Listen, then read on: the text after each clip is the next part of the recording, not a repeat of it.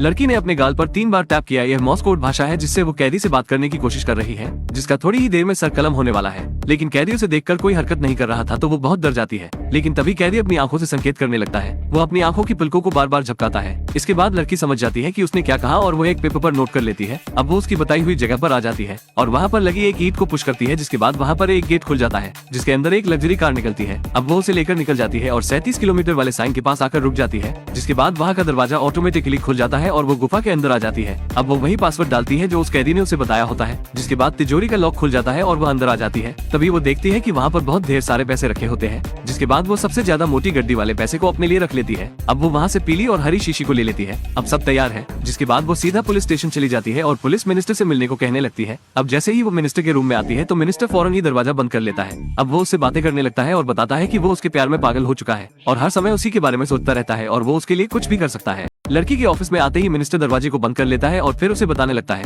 कि वो उसके प्यार में कितना लट्टू है और वो उसके लिए कुछ भी कर सकता है, जिसे सुनकर लड़की मुस्कुराने लगती है। जिसके बाद लड़की अखबार को उठाती है, उसमें उसी कैदी को दिखाती है जिसका सर कलम होने वाला है। फिर उससे मिलने को कहने लगती है, जिसे सुनकर मिनिस्टर कहने लगता है कि वो कैदी तो बहुत बड़ा मुजरिम है, इसलिए उससे मिलाना थोड़ा कठिन होगा। जिसके बाद लड़की अपने हुस्न का जादू चलाने लगती है और मिनिस्टर को अपने प्यार में गिरा देती है। जिसके बाद मिनिस्टर उसे जाने के लिए हाँ बोल देता है, लेकिन वो ये भी कहता है कि वो भी साथ चलेगा और लड़की भी यही चाहती थी। अब दोनों पुलिस स्टेशन आ जाते हैं, जिसके बाद वार्डन उन दोनों से कुछ पूछताछ करते हैं तो मिनिस्टर उनसे कहता है कि वो कैदी से मिल सकते हैं कुछ पूछताछ करने के लिए। जिसके बाद कैदी को उनसे मिलाने के लिए लाया जाता है तो कैदी बिल्कुल इमोशनलेस होता है। अब तीनों लोगों को एक रूम में डालकर बंद कर दिया जाता है, जिसके बाद 3 घंटे होने के बाद रूम का दरवाजा खोल दिया जाता है। मिनिस्टर लड़की दोनों निकल जाते हैं मानो वहाँ कुछ हुआ ही ना हो। इधर कैदी भी उसी अवस्था में होता है जिस अवस्था में वो पहले था। अगले दिन कैदी जेल से बाहर लाया जाता है उसका सर कलम करने के लिए। फिर कॉलर काटकर उसे सर कलम करने वाली जगह पर उसका सर रख दिया जाता है। लेकिन कैदी फिर भी इमोशनलेस होता है, जिसे देखकर पुलिस वाले कहने लगते हैं बहुत ही हिम्मत वाला कैदी है। तभी वार्डन भी कहने लगते हैं ये मौत